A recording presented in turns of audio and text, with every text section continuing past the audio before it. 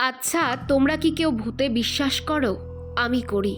কারণ এক ভয়ঙ্কর অভিজ্ঞতা আমি উপলব্ধি করেছি। তাই এদিকটাতে কখনো একা আসি না, খুব ভয় করে। আজ ভাইরা জোর জাবস্তি আমাকে এখানে নিয়ে এসেছে। আমার কাছে এটা এক ভয়ঙ্কর খাড়ি, আর এই খাড়ির ওপরেই সেই বাঁশের মাচা। আমাদের জমির ধারেই এই খাড়ি, যার এক ধারে মহা শ্মশান ঘাট, আর অন্য দিকের জল কোথায় গিয়ে মিশেছে জানা নেই। এখানে আমার এক ভয়ঙ্কর অভিজ্ঞতা আছে।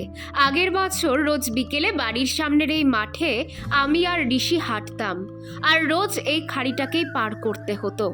বললে বিশ্বাস করবে না, যেদিন যেদিন এদিকে হাঁটতে আসতাম সেদিন রাতেই সব ভয়ঙ্কর স্বপ্ন দেখতাম।